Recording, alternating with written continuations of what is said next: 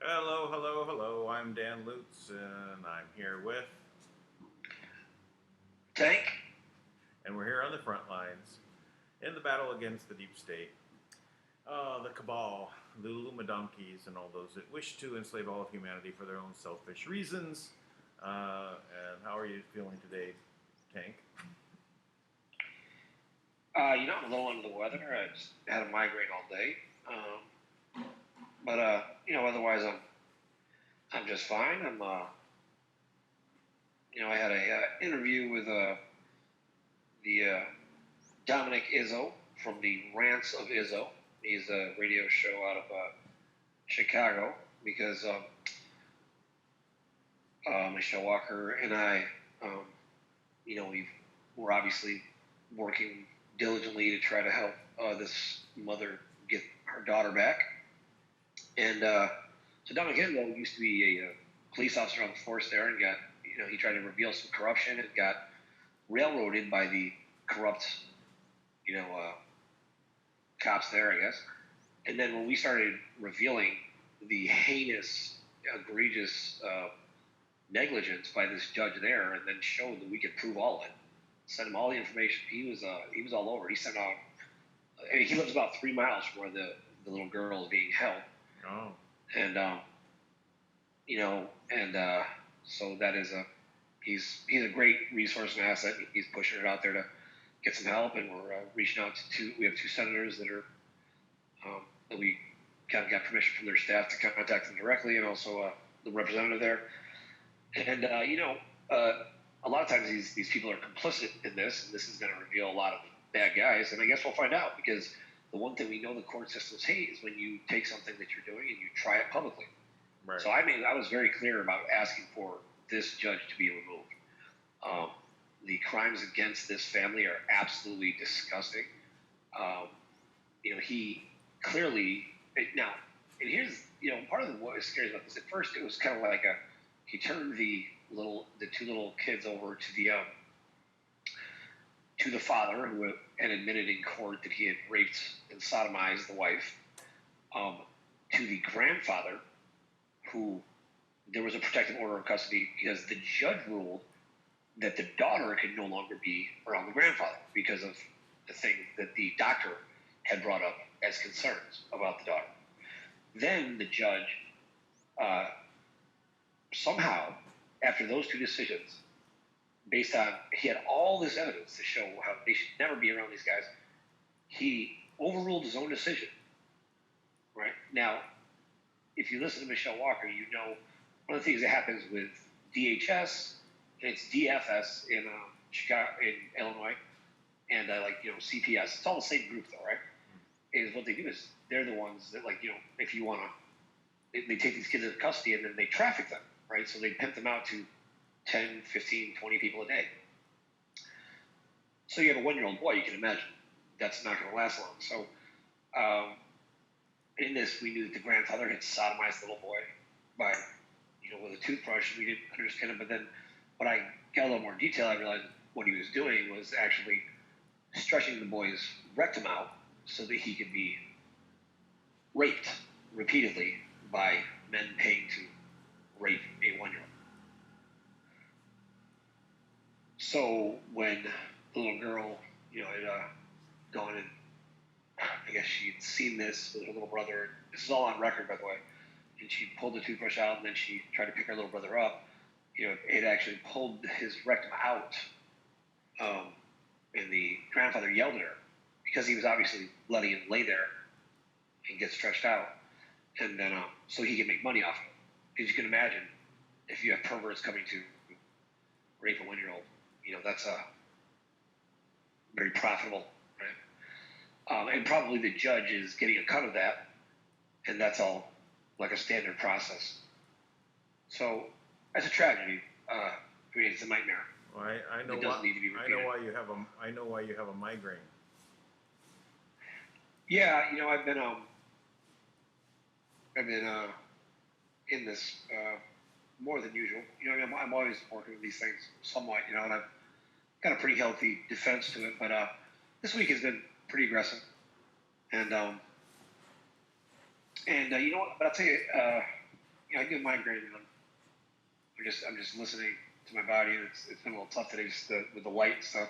But also it's a little bit hard to talk, and I sucked it up for the interview with Izzo because it was so important. Right. And that was a great. I'm very grateful for that because he's got a lot of great connections. And he's putting things out. But I realize it comes down to people taking a stand, and it's he's been breaking news, right? But the things we were telling him, see, I realize this is the reality. See, they're doing all they can to suppress our message.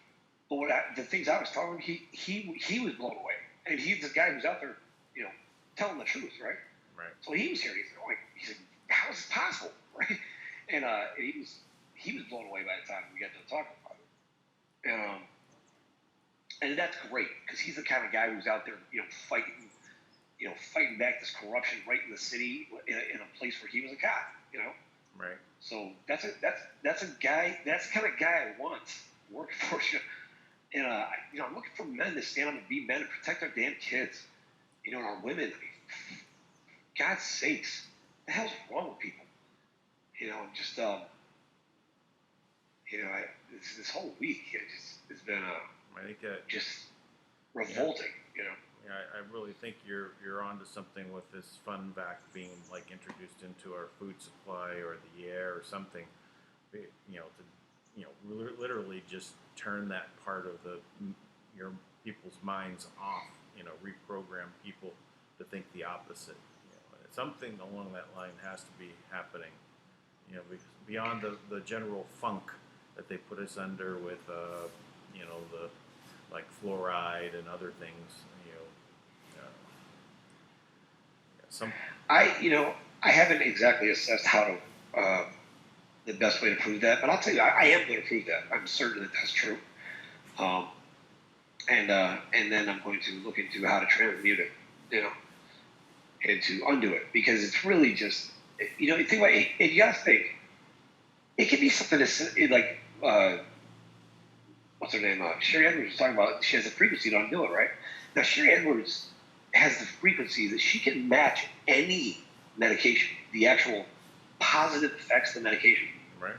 She can match it, and just literally, you don't even need to buy pharmaceuticals. I always had this thought from long. I think when I was a young kid, I thought about this, meaning like when I was first going to college, and I was thinking, because I was also, considering medicine as a career. I was thinking that everything is made of light and sound waves. I was into sound waves and magnetism and having them combine actually for anti-gravity purposes, but I was also saying, since everything is about frequency and sound and light, that you literally could use light and sound for healing. I had those thoughts back then, because it just you're so, like your life experiences, like you were so much deeper and embedded, like considering these things so much longer than me, that it's I appreciate seeing you having been doing this longer, really thinking this way for longer, and it still inspires you. You're still inspired to act.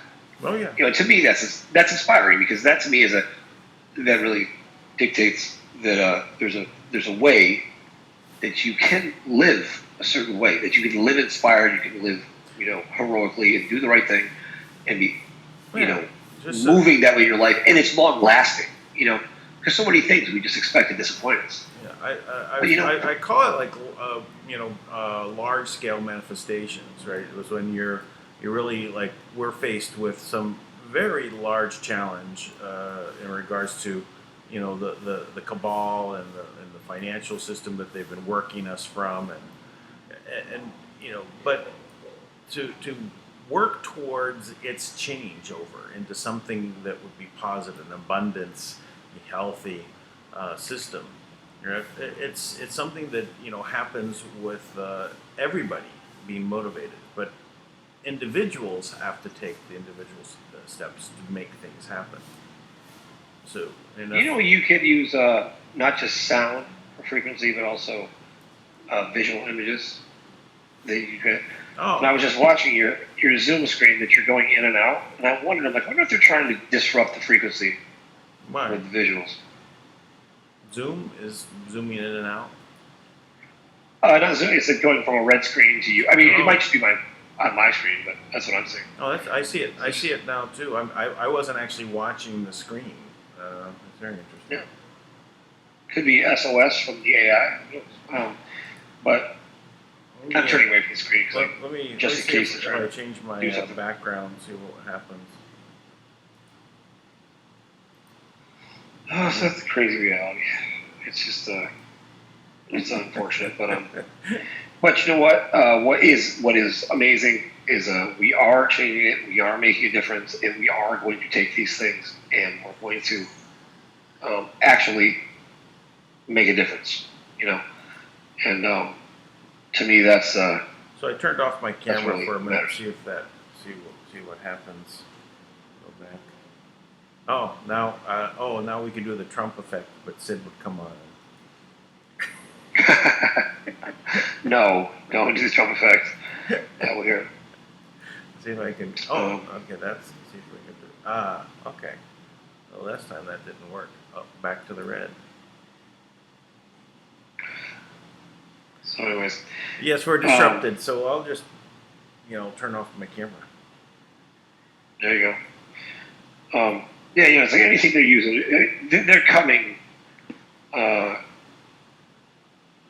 from different directions with stuff. Like any little pathetic thing they have, and it's just watching it go down in different directions, and just seeing myself like all you have, the choice is between freedom and genocide. That is the choice. Right. And these morons keep choosing genocide. Why? Because they're morons. Why did they want? But I mean, it doesn't even make sense. It's like when the evil villain in a movie, it's like, I'll destroy the world. It's like, you live here. Yeah. Why would you want to destroy the world? You know, it's like, at some point, it's like, somewhere deep in the bowels of their black souls, they have got to realize you are living beings. We all are. Preserve life. You know, do better, change it. You know, and I just like, can't we? I know there's a frequencies in the quantum system that can turn everything on the earth to dust.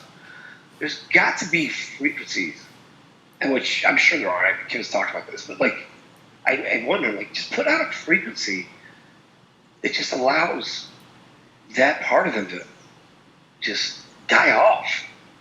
The idiot part. But I guess that behavior, Kim can't control people's decisions. They have to. Well, I think you're like actually into their program, right? That's what they want for everyone. I know. Right? So it's but the same. Yeah, it's like I just want us to be free. You know, like break free. I remember Kim and I were on something, and I was stressing her. I mean, I would press. I'd be like, Kim, we've got to go now. Like, I was pushing this over a year ago. Like, really, like, what are we doing? And she goes, you asked me for freedom. She goes, that's what I'm giving you. Now, she told me that over a year ago. No, I'm sorry. Yeah, it was over a year ago. I take the freedom, and I'll walk the path. And if I have to, you know, during our conversations, just put the Speak Project website up, you know, to show that to the YouTube audience because my screen is flaking out. So be it. So, right. You know, right, exactly. just take another step in another direction. To me, it's like, I know they're coming with something else. You know, and every now and again they'll catch me with something. You know, like yesterday there was an obvious frequency that was like being released, and I could hear it. And I knew what was going on, right? And I could feel it. And I, you know, went in to clear it and stuff. But I'm like, I'm like, you're trying to do something. So maybe it paid off today and it got me with the migraine. It's like, okay, good job, you know, douchebag losers. Like, you did one more bad thing. You get to hold on for 6 more hours before what, you know? It's like all you're doing is admitting, by suppressing our message, all you're doing is admitting that we're telling the truth. All you're doing is showing the world that we're relevant. You're making us more relevant by resisting us so much. You know? Well, I hate that we're having to watch the slow roll of the draining of the swamp. You know, on one hand, because it's so slow, but you know, we can see that, you know, literally Trump has, you know, now, you know, literally, you know, speaking, he's changed his tone the last couple of days, and it's very much more, you know, they've lost, right? They're heading for the hills. You've got Eric Charlamella, you know, everyone knows his name, you know, and if he, you know, to Dan Bongino, I was listening to him just now. He was saying that the guy was a GS13 just like he was. I don't know where still is. I don't know, but he said that this guy Chiaramello was invited to, you know, Biden's event, right, with the ambassadors and all this kind of stuff. So this high level event that was going on, and he said he was never, you know, Dan Bongino was never invited to something like that. So how is it that this GS13, which is a lowest level supervisor, you know, that you would be able to actually start supervising? You know, everyone else is really at 14 or 15. But how does Eric Charmella end up being at all these events with Obama and Biden and invited here? So what was his connection to making things happen? And you know, literally, you know, he was so deep in it. You know, that's why he's like the one that put everything together. You know, he was the whistleblower. He was the one that was calling to the Mueller report. He was the one that organized. So it all goes back to him. But there's a break in it right now because his attorneys are now saying, "Oh, well, he'll testify by document, right? Well, you can submit questions and he'll answer them." Well, that's not, that's actually, his attorneys, changing their position. Why are they changing their positions? Because he's in trouble, right? Eric Charmella is in trouble because now everything that Glenn Beck had laid out on the chalkboard has been now is being talked about in Washington. The chalkboard. So now it's all out that it was all coordinated by Obama. I mean, that ultimately, that's where it leads. All of this leads to Obama, and that's why they're all going to be panicking, and this is all falling apart now. So, but look at, what has Trump been doing? Hands off, standing back, just stating this is a fake, this is a hoax. Look at what they're doing. Look at what the media is doing. You're fake news. You're fake news. I mean, it's just waking up people. It'll be funny that all the woke people out there they need to go back to sleep because they're done for. This wokeness is going to be wiped out by the awakened. Because we see what's going on. I mean, we see it, but in general, the people are waking up. So this is really the end for them. Whether it's in the banking sector or the political sector or in the media or in the educational sector or in the world socialists out there that have been looking and plotting to make world socialism, it's over. It's over for all of them. And it's just a... Yeah, you're right. There is a... I mean, I don't know if I made it important enough yesterday when we were talking about it. But think about this. You have Kim just shut down the three controlling branches of the entire monetary system, registered in Belgium. Now, you can go back into articles, and she explains this in great detail. She says you can look it up. She explains how our birth certificates are registered. Nobody in the birth certificate movement, the birth movement, explains this. She explained this, registered through Belgium, and this is how it goes. And so is your passport, so is your Social Security card and your license. Everything's registered there, right? And all of those systems are down. Now, I didn't get an answer back from her on this question, which sometimes means she just wants me to figure it out. It doesn't want to respond. But think about this. If that system is down, that every move we made, we tracked at all times, doesn't that seem a lot like a chain? Now, if that chain is broken, and we're no longer registered, like you're always talking about, right? Registered and licensed, right? With UCC codes and patents, right? We're no longer registered those things.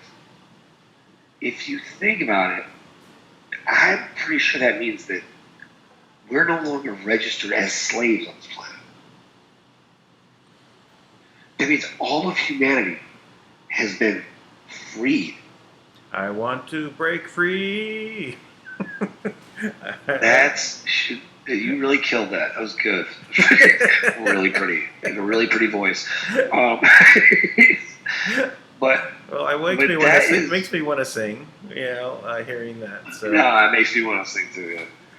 But and then the new transparent system is open with fully integrated, real-time analytic systems that include tracking of allocations of currency to disallow human child trafficking. It eliminates duplicated monitoring systems and will end control by the corporate banks. My gosh, that is the biggest intel drop of the millennium. This is the biggest breakthrough in human history in the past in all of human modern history, at least, you're free. Right. I mean, I'm just like, wow. I think you're right. This is the biggest, really this is the news, but how it comes out, right? It's almost like a hidden cue post. You got to figure out the puzzle. Hey, did you know you were free? Oh, really? Duh. I didn't know. Thanks for telling me. And it's funny. I dropped this 2 years ago about the military being paid by the Chinese, right?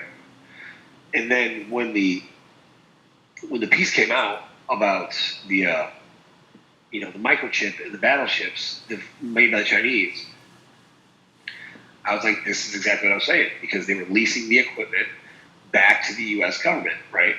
After they took out a loan, it was a big sham, right? And I broke that whole thing down, a year before anybody was talking about it. I gave them all the details, right? And it was huge. I remember when I dropped the kid, because I put that out, and Kim was like, she's like, how did you know that, right? Because that's part of the reason why I got connected with Kim, is because I would get great military intel. But I put that 2 years ago, I put that out.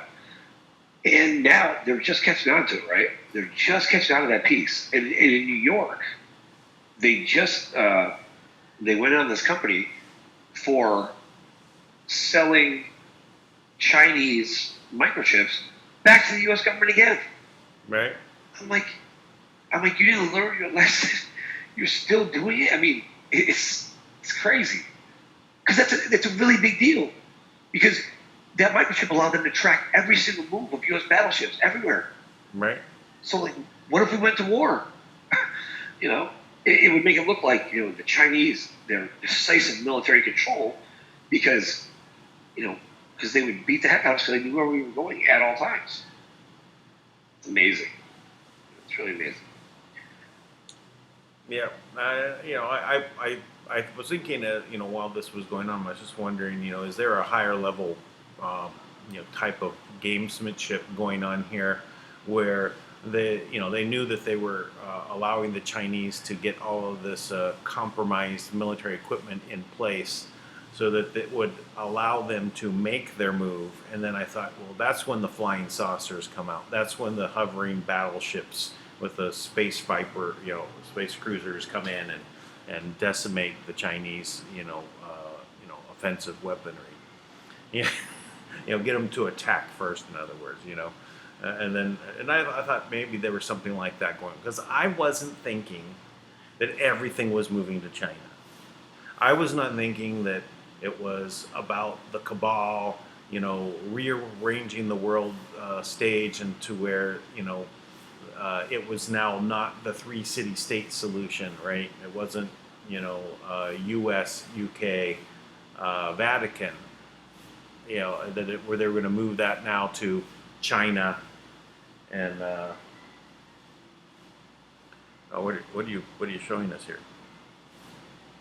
I'm sorry, I didn't mean to interrupt. I was listening to what you were saying, but I did want to show this video, because to speak to the point of what I was talking about the VMAT 2 virus. This is a substitute teacher, and she just look at the strike she is laying on this kid. Yeah. You don't do that as a teacher. I don't care what that child says. Right. You would never hit a kid like that. Now the kid that's actually shooting the video better run.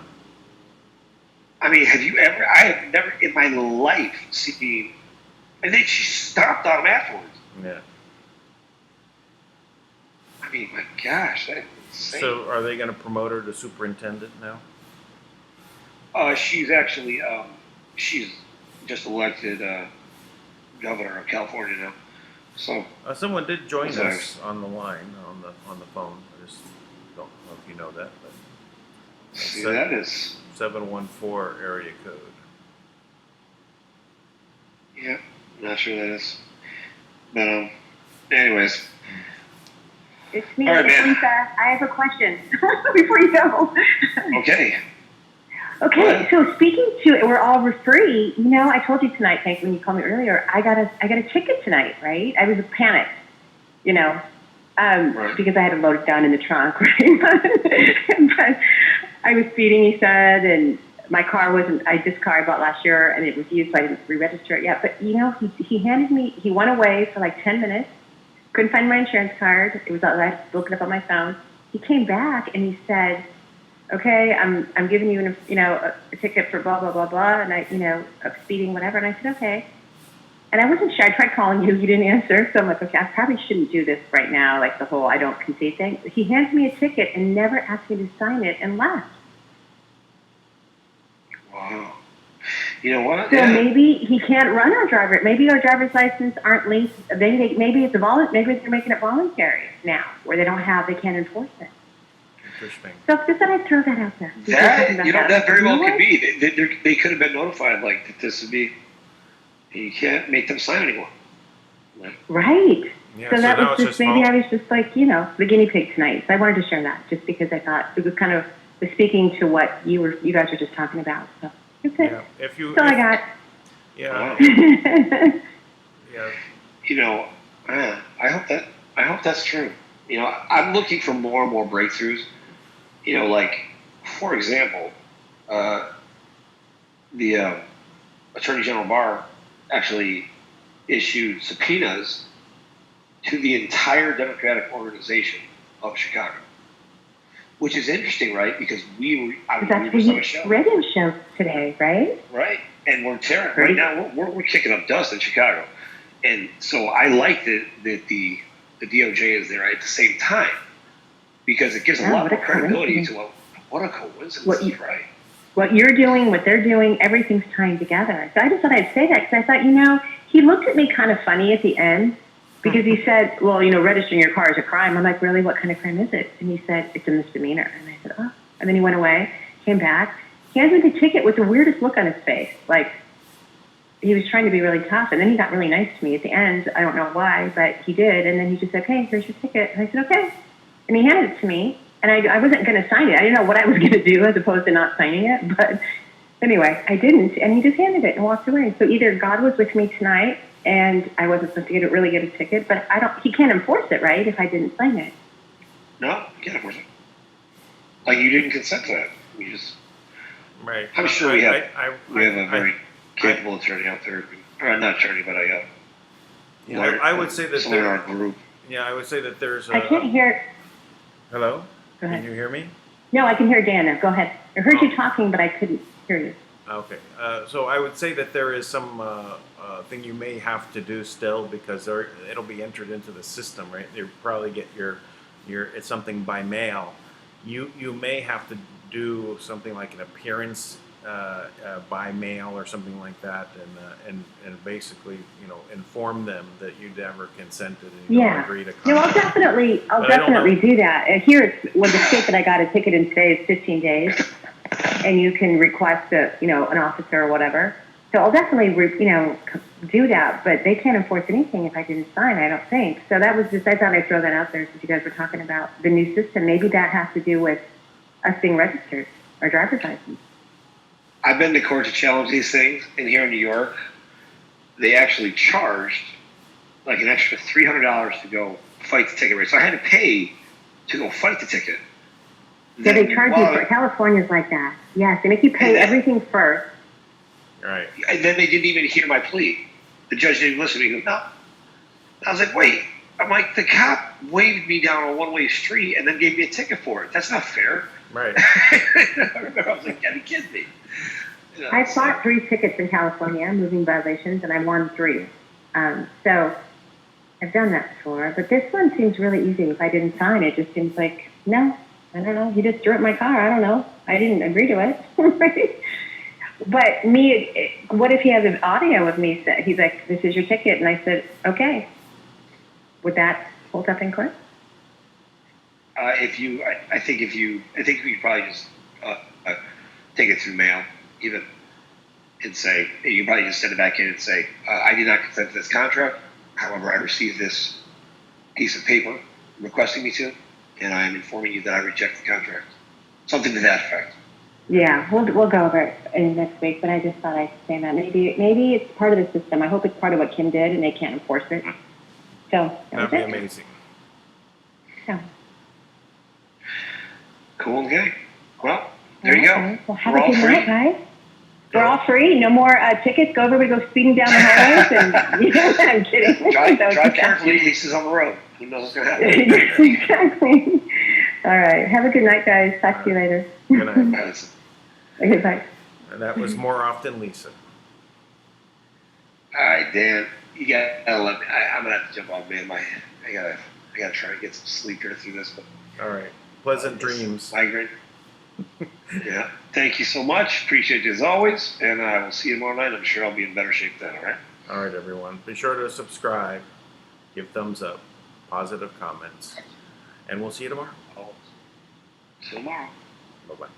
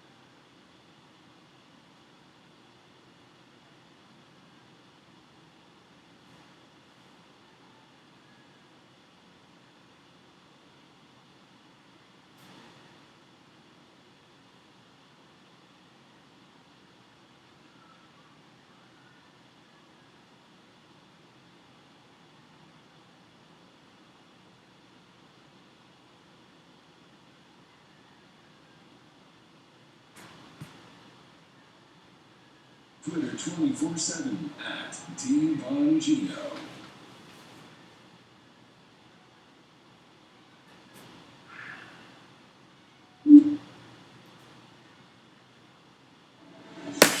Well, John Bolton continues to swirl at the center of a lot of this controversy. Today, his attorney said this: there is plenty that his client knows about meetings and conversations so far discussed in testimony, and others that have not yet been discussed in the testimony.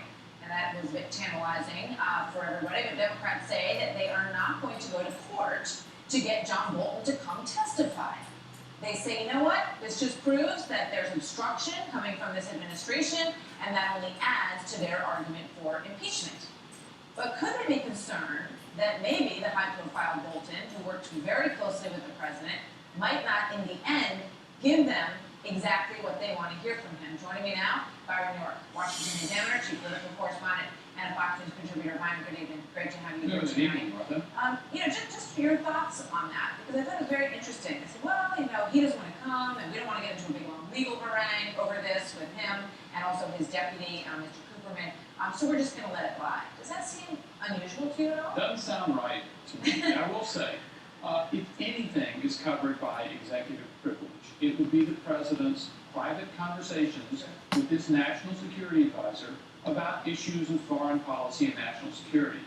This is confidential advice the president is receiving from a top aide in an area in which the Constitution gives the president a lot of powers. So there's a very good argument that the Bolton-Trump conversations are, in fact, privileged. On the other hand, no court has decided that. Democrats clearly disagree with that, and they wanted to get Charles Cooperman, who is Bolton's deputy, to come testify. Cooperman didn't want to testify, asked a judge to settle the matter. And the Democrats then withdrew the subpoena. And that's that's hard to figure out. The Democrats said, well, it's just going to take a long time. There'll be an extended legal fight. We just don't want to do it. They might be afraid they're going to lose. On the other hand, when you look at this whole impeachment fight, all the witnesses we've seen, nobody has firsthand knowledge of the president. None of these witnesses were talking with the president, and the president said, I'm going to do this, or I'm going to do that. In fact, if I can just interject, the one person who did have a conversation with him was Ambassador Sondland on the phone. And he said to Ambassador Sondland, just tell Zelensky, there's no quid pro quo, just tell Zelensky to do what he was elected to do. Because Zelensky ran on this platform that he was going to come in and clean up all the corruption. Go ahead, sorry. That's exactly right. But the other witnesses, there were people listening on the call, there were people in the State Department, they know about things from their peripheral positions, but they don't really get you inside the White House. And John Bolton would do that. And John Bolton is not saying, I will never, ever, ever testify. He's saying, I want a judge to resolve this matter before I testify. And that quote from his lawyer that you just read, I mean, that's quite a tease. I need a judge to decide, but if I testify, boy, I know a lot of stuff you don't even know yet. Yeah. I mean, so everybody's trying to get inside of that, right? And try to figure out where is John Bolton really on this whole thing. And when you read into the, some of what he's putting out there is a lot of, fundraising for Republican candidates. I mean, it's not like this is someone, he's obviously a very strong conservative. I mean, and he's a person who's very independent-minded and speaks his mind. He clearly was upset that Rudy Giuliani was at the center of all this. He didn't want that. He wanted the money to flow to Ukraine. But the bottom line is, would John Bolton sit there at the table on the Hill, and when asked the question, do you think the president broke any law, or do you think that the president, meant that he was going to hold up this money? Nobody knows how he's going to answer that question, and that could be a huge moment for either side, right? No, they don't. And we have had from a lot of witnesses, we've gotten their opinion about these events, which they have some knowledge. And Bolton could just say, your question to Bolton would be, what did the president say? And then what did you say? And then what did the president say? I mean, it would be a very sort of fact-based conversation. Another reason for the Democratic hurry on this, because as you mentioned, the Democrats are now saying, well, we're not going to pursue this in court, but if the president doesn't allow these people to testify, that could be another article of impeachment, an example of the White House obstructing Congress. There's another problem here, which is the Democrats are racing the clock with their 2020 presidential race. The Iowa caucuses are on February 3rd. You don't have to do a lot of calendar math to think that you might possibly have a Senate trial somewhere around that time. 6 candidates in the Democratic race right now are members of the Senate who, if there were a trial, they'd be facing a chance to get in Washington for a Senate trial. I mean, these are the perils of conducting an impeachment amid a presidential race. Not to mention the fact that right now it seems like everybody knows how this is already going to turn out because it's such a partisan experience, right? You know that the House is going to vote to impeach, at least it looks that way, and by all indications, at least at this point of the game, the Senate will not. They have stood in lockstep, the GOP Senate. So it also could be that Democrats want to get this behind them at this point, so that they can put a little bit of space between it if it turns out to be something that is not politically advantageous for them. And at least at this point, it looks like, the toss-up, it leans towards people not wanting to impeach the president in the battleground states. Yeah, but it doesn't look like they can avoid this. I mean, there comes a time in any endeavor where you cannot just say, never mind. And I think Democrats are far past that point right now. They're going to do this. Yeah, and that leads you to a Senate trial, and that takes you into next year. Byron York, always good to talk to you. Thank you very much. Thank you, Martha. Have a good night.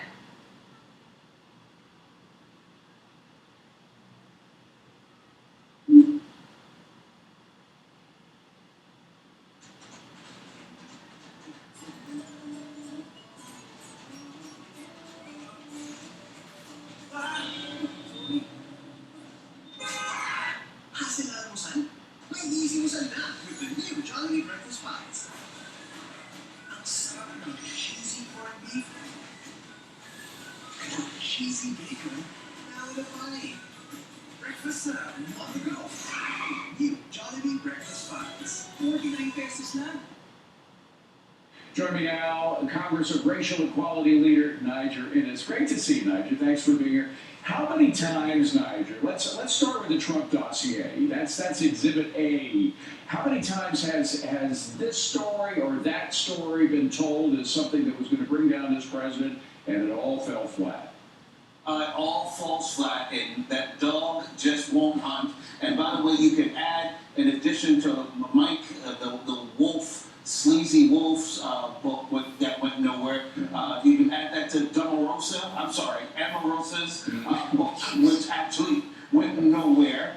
You can add it to Michael the Rat Cohen's testimony, which went nowhere. Over and over and over again, from Stormy Daniels to all these unbelievable charges, it goes nowhere. And the bottom line, the entire agenda of this cabal within what's frightening though about this, I mean, there's something very serious about this, which is that you have allegedly senior, but regardless if they're senior or not, you've got people within the American government actively trying to undermine the President of the United States. Well, they don't call it the deep swamp for nothing. I mean, this is the deep state itself. A lot of these people are holdovers. They're career bureaucrats. They never liked Donald Trump. They probably tried to endear themselves to him in the beginning, talking about how wonderful he was, only to be leaking stuff underhandedly to the press. But isn't the public catching on to this? It's the public that I care about more than anything else. And the public, I would think, would catch on to the phony stories, the phony books, the phony sources, etc. I do believe that. I mean, in spite of our colleagues in the establishment liberal media that constantly push this, recycle it, and push it again, I think the public has had its full of this. I think there is a attack on Trump fatigue that's taking place, and I think there's going to be a backlash that reveals itself in November 2020. Well, you know, it is fitting that this book is called Anonymous, because so much of what is done, the idea of an anonymous source, maybe you can have one or two to start. I used to write for the Wall Street Journal. I did it for 14 years. My editors insisted that 75% of my sources had to be on the record, not only on the record, but they had to be called by other editors to assure that what I said they were saying they had said. So, I mean, the checks and balances, they're all gone now, because you can have a story that's 100% based on just one unnamed source. And that's what this book is. I mean, this is when the president talks about the fake media, the people have to understand it's not just rhetoric coming from the president. There is a major change in the way journalism is being done today that leads to not only fake stories in the newspapers, but entire books that are fake. It's a disgusting, sleazy cabal of many within the mainstream media, along with some of these sneaky government officials. Compare what this individual, this so-called anonymous individual, is doing to what Mattis did, the former defense secretary. He obviously disagreed with some policies of the President of the United States, but when he left government and was asked over and over and over again by mainstream establishment media to belittle the President of the United States or belittle his policies, he refused to do so because he is a person that believes in this country, believes in the Constitution. Absolutely, absolutely. No, they're honorable people, but the reason, it's important to emphasize again, the reason they're going after him and the reason that they're using these underhanded tactics to try to get rid of him right from the beginning, as we found out from the lawyer for the whistleblower, right?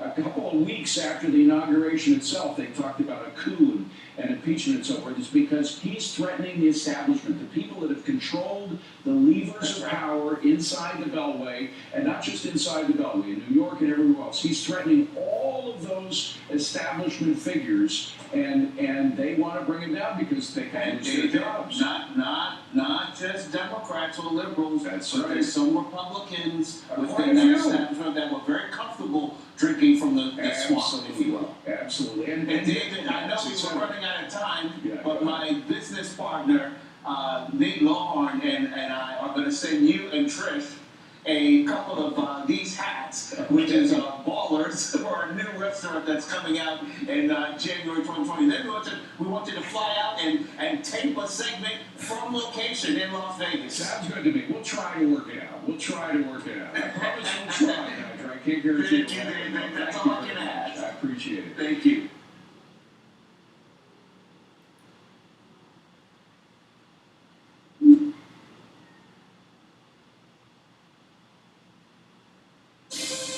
Presidential contender Bernie Sanders announcing a radical new proposal for addressing the border crisis. His plan has four main pieces to it, although a lot of other things that are crazy about it. An immediate halt to deportations, breaking up ICE, the Border Patrol, and all other immigration enforcement agencies, granting full welfare access to illegal immigrants, and welcoming a minimum of 50,000 so-called climate migrants.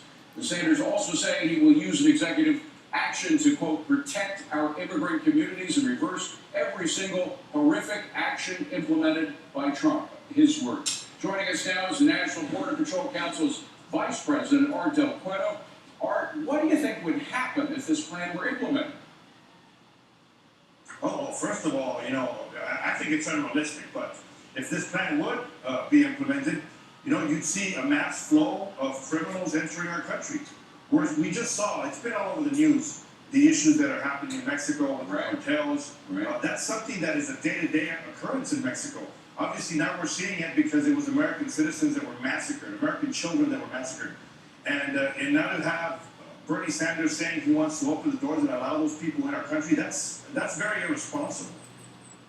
Hi, Art, it's Heather Zumaraga. So most Democrats actually support, like Harris, Senator Harris as well as Warren, support the just decriminalizing at the border. They're allowing illegals to cross the border. Joe Biden said that this would be an absolute crime bill. He was the only Democrat that's pushed back. What are your thoughts? No, it's definitely a crime. What you're doing is you're selling out the American public. You're selling out, citizens. In a time when we're seeing how horrible some of these criminals can be, you want to open up the doors and the floodgates and just add that magnet of crime into our country, which will now allow them to be going through our neighborhoods and our schools. I think it's just irresponsible. And I think it's nothing more than political pondering, of course. I mean, they're just pandering to a certain group. But it is very irresponsible when you start mentioning those things because, something like that, it can grow legs and people can start thinking it's a good idea when realistically it's not only an irresponsible idea, but it's a horrible idea. Hey, Art, Gary Smith, listen, I agree with what you're saying. I think harkening back to when immigrants landed on Ellis Island, it should be an earned privilege rather than anything else. But I'm curious, you talk about the criminals and the bad guys, if you will. Do you have any statistics or numbers about how crime rates change as these illegal immigrants cross the border? All you got to do is look at the facts speak for themselves. Look at the monstrosities and the horrific acts that are occurring in Mexico, and it's happening right against our borders. You look at that, and then you look and see that there is no actual way to determine how many illegals are coming into the country, and we are not apprehending. We have the numbers of what we apprehend, but we don't have the numbers of what gets away. That's a huge thing. One thing I did agree with Senator Sanders on is he said that immigration is not a threat to our nation. It isn't. But what he needs to understand is illegal immigration is. And I don't understand why these individuals are having such a hard time with the English language, but there's a big difference between illegal immigration and legal immigration. And that's coming from an immigrant that English is his second language. Art, to that point, Christina Partsinevelos here, I think you used the word pandering, which I think is, I'm using I and making an opinion, and it's accurate given how many proposals were put into this plan. However, on the flip side, you have bipartisan support that, or I guess, unhappiness about the separation of families. So over the last little while, what are you seeing in terms of how that is trying to be mitigated, especially with the abundance of families and people stuck in these facilities? Upon speaking to the agents that I represent, we constantly get these stories of these minors that are coming across, and then we discover that the individuals that are claiming to be their parents or be their guardians is simply not true. And what's happening is they're renting these children in Mexico so they can come across and they can use the loophole of asylum and holding on to a child. That's the reality of what's happening. I will also remind a lot of people that if in the United States, as a U.S. citizen, you commit a crime and you have a child with you, you will be separated from that child. Now, coming into the country and asking for asylum, that is not against the law. But crossing in between our ports of entry illegally, trying not to be detected, that is against the law. And once again, I'll remind you There's a huge difference between legal immigration and illegal immigration. In essence, this is going against the rule of law. This is at the heart of Marxism. With that said, this is a business show, right? So, in business, we have to prepare for the worst, and we have to make sure that, if this actually happens, how are we going to handle it? So that's a question to you. Do you have ways to handle this chaos at the border? Is there use of technology, things of that nature? The wall may not be completely finished. What can you do if this is the likely outcome? No, I mean, obviously, we're in a very tough position if something like this would happen. But, I trust that there's enough individuals out there, there's enough politicians that care enough about this country that they can pretty much be on the opposite end when we have politicians that are speaking very irresponsible and selling out the American public. And that's what it's going to come down to. How much do you really care for this country? Yeah. Or are you willing to, put someone in office that realistically doesn't care about you or me or any American in this country? By the way, John talked about rule of law. He has another plan that people, illegals who've been here for 5 years automatically get legal status. Very personally, I've got a Nicaraguan sister-in-law. She's been trying for 12 years to get a green card. She's been doing it legally. There are millions of others like her who are trying to do it legally. This would leapfrog over all of those people who've been adhering to the rule of law. And it's not a good precedent to set. Art, great to see you, my friend. Thank you very much for coming in again. Hope to see you soon.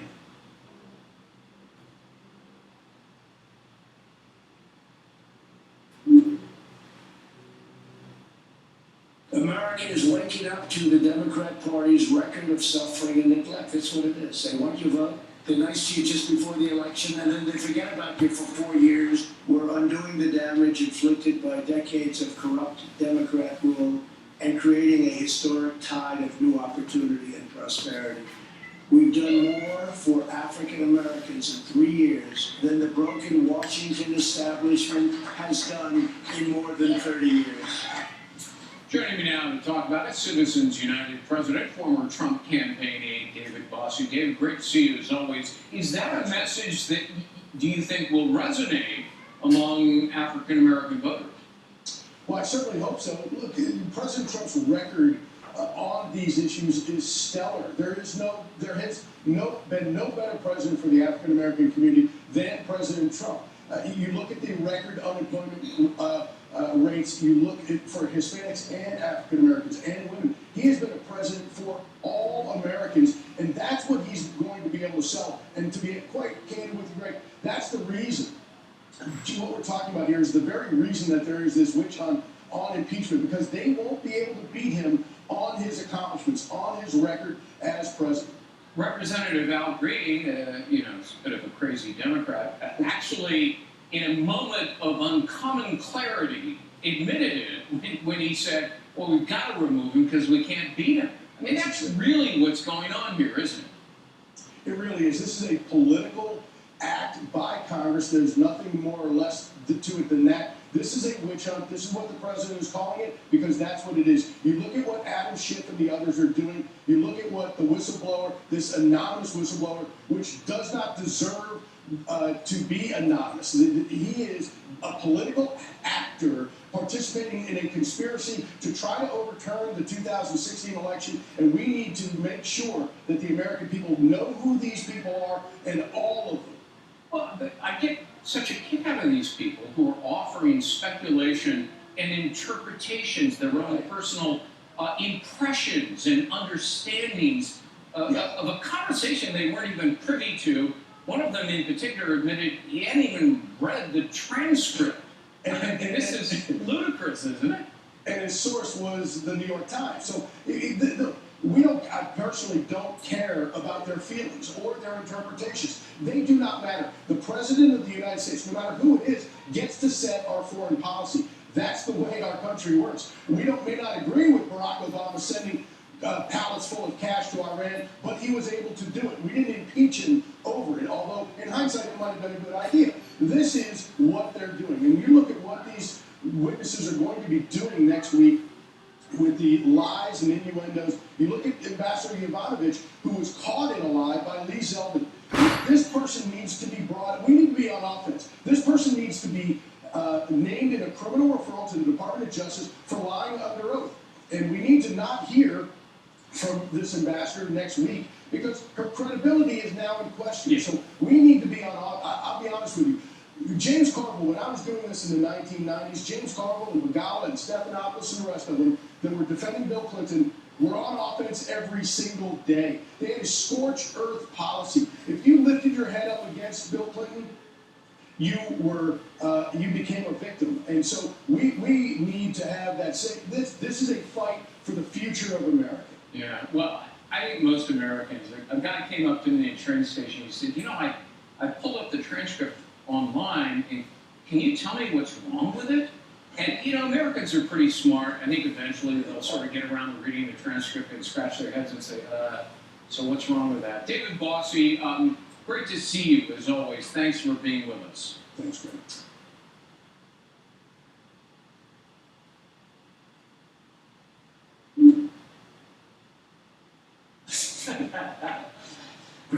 Michael Bloomberg has filed the paperwork to enter the 2020 contest. He was mayor of New York, considered a centrist, 77 years old, and he is worth $50 billion, $52 billion actually.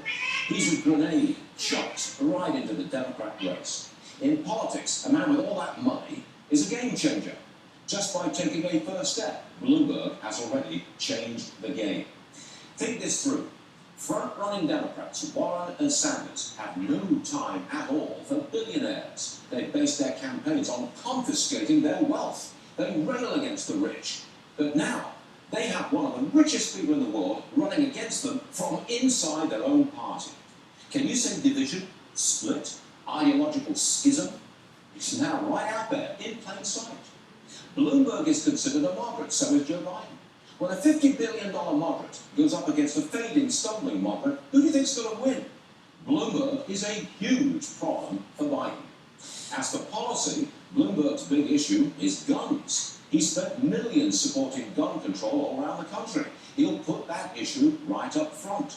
He's a capitalist. He wants a well-run, efficient, capitalist economy. Surely he has no time for the socialists who've taken over the party. That means forget a wealth tax, forget Medicare for all, forget the Green New Deal, forget massive crippling tax increases. At this point, Bloomberg's the guy who pulls the Democrats away from the socialist cliff. Wall Street will like him. Can he win? Don't know. One member of his political team told me that Bloomberg himself thinks a multi-billionaire Jewish New Yorker is a long shot. But just by taking the first tentative step, Bloomberg has revealed the deep unease within the Democrat Party. They're not all comfortable with a noisy socialist left. They're not all happy with an impeachment that seems like a conspiracy to dismiss a president they just don't like. If anything, Bloomberg will put some sanity back into the Democrat Party. A party which bases its appeal on hating the rich now has to contend with a powerful Democrat candidate who is extremely rich. It's going to be fun.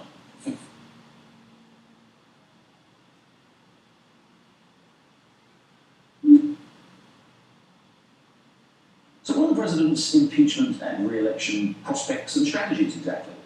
And how does he plan to execute them? Well, my guest this week is the ideal person to ask. She's Kellyanne Conway, the White House counselor and close advisor to Mr. Trump, and she joins me from the White House. Kellyanne, thank you very much for being here. It's an absolute pleasure, Jerry. Thank you for having me. Let me start, if I may. Various news organizations reported this week, including the Wall Street Journal, that President Trump wanted his Attorney General, William Barr, to publicly declare that the president hadn't broken any laws in his phone call with Ukrainian President Zelensky. Do you know why William Barr refused to do that? Well, the president has denied that reporting whatsoever. And the fact is, the Department of Justice had already weighed in. There are articles dated September 25th, for example, that clearly state the Department of Justice Criminal Division looked into this and declined to investigate further because they concluded that no campaign finance violation had occurred. So the Department of Justice had already put out a very clear and compelling statement as to what they assessed this call to mean and not to mean. Also, it was Attorney General Barr, along with their White House counsel and the president himself, who decided to release the transcript. The entire world has access to the contents of that call now between the Ukrainian and American presidents. But just to be clear, so there was no discussion of of William Barr doing a press conference, coming out and saying very publicly the president broke no laws in that phone call? I have no direct knowledge of that, no personal knowledge of that. All I know is that the president has denied it through a series of tweets and through other private statements. And I also think that reporting is a little odd only because the Department of Justice under Attorney General Barr had already indeed publicly stated that they saw no campaign finance violation, no criminal conduct that would rise to the level of a Department of Justice investigation. So the reporting that suggests the president wanted the Attorney General and DOJ to do something is something the DOJ had already done. Let's move on to Ambassador Sondland's remarks this week. His revised statement that, in fact, despite what he earlier said, he did understand, he did presume, was the phrase he used, that there was a quid pro quo connecting the release of aid from the United States to Ukraine with the Ukrainian government's willingness to conduct and publicly state they were conducting investigations. So he says there was a quid pro quo. You and the president continue to say there wasn't. It does look like there was one, doesn't it? No. So what Ambassador Sondland said originally in page 105 and 106 of his transcript, sworn testimony, is that he called the president and asked him directly, quote, what is it you want from Ukraine? And the president said, I want them to do what they ran on. In other words, I want them to root out corruption and show that they're doing that. There is no quid pro quo. Ambassador Sondland has since corrected his testimony, I guess, or added to it. But to this moment, Jerry, Sondland admits that he presumed. He has no direct knowledge. He's just guessing. Another witness said their interpretation of the call was this. Somebody else said, I just assumed that. We cannot impeach a president of the United States based on what staffers or ambassadors or any of us presume, interpret, wish, hope, think, imply, intuit. The Constitution provides for high crimes and misdemeanors before we do the extraordinary event of impeaching a president or removing him from office, particularly when he was democratically elected over 3 years ago and will be again in less than a year. I'm a little puzzled though, Kellyanne, because you say, again, there was no quid pro quo, but you also say that the president and the president said this and others had too. The president was very keen, but the whole point of this was to root out corruption, and he really wanted to go after corruption in Ukraine, and he wants to do it. What would be wrong? Why would there be anything wrong with the president saying, you need to root out corruption? If you don't root out corruption, we're not going to do what we've said we will do, because we need that from you. Governments do that all the time. They say, if you want the aid, then we're going to have to require you to do this. Why the refusal to acknowledge that there was a quid pro quo? Well, but remember, everybody's using the phrase quid pro quo to try to build a case for impeachment. Adam Schiff, when he's not lying and leaking and cherry-picking 10 minutes worth of 10 hours of an interview subject's deposition, is talking about quid pro quo is the road that leads to impeachment. So we're not going to use their language. You are absolutely correct that governments, including the U.S. government, condition foreign aid and military aid on any number of factors. Every administration does that. That is correct. What the president is saying here is that Ukraine got its aid. It has $400 million worth of military aid that one presumes, Jerry, Ukraine is using as you and I speak right now. The Ukrainian president said he had no idea aid was being held up. He said he felt no pressure. And in fact, this is much more aid than Ukraine ever got under the Obama administration. Basically, they're sending pillows and blankets. This president is giving them $400 million worth of military aid that they're using. And what you just said, though, about, well, even if there was a quid pro quo, why would it matter? This happens all the time. This is something that's reported a number of Republican senators are saying, which is, I don't know if I have to assess one way or the other if the aid was conditioned, but I certainly don't think it rises to the level of impeachable offense. That may be one of the many reasons why, Jerry, that last week, not a single Republican, not one Republican, in fact, 2 Democrats agreed with all the Republicans to not allow the impeachment inquiry to go forth, because based on what they know from these secret hearings, there's nothing that they see that rises to the level of a high crime or misdemeanor. Right, but this is what, again, puzzles me. What's the defense here? Exactly, you said some Republicans are saying, look, the president did say that this needed to be done, and if they didn't do it, they weren't going to get the aid. That's perfectly fine. He was going after corruption. But then they also, you say, and others say, well, actually, there wasn't even that condition there. It's a confusing message, isn't it? Either there was a condition which you wanted to do, or there wasn't. In which case, then why were you even discussing it? Why were we even discussing the idea of impeachment? Well, I think, first of all, why are we discussing impeachment is the real central question here. Why in the world is the Congress not doing its job to keep this economy humming, to help us lower prescription drug prices, to get an infrastructure package going, 5G, rural broadband, surface transportation, get our air traffic control system into the 21st century, for God's sake. It was built for a time when we had 100,000 annual passengers and now we're close to 1 billion. We can't get them to the table here at the White House, Jerry, and stay without huffing and puffing, throwing their arms up, and walking out on the people's business. So the real central question is, why do we have an impeachment inquiry? To your question of, is it a confusing message? No. If the president were actually afforded due process rights, and if this were an accountable, transparent, open process, then you or I would...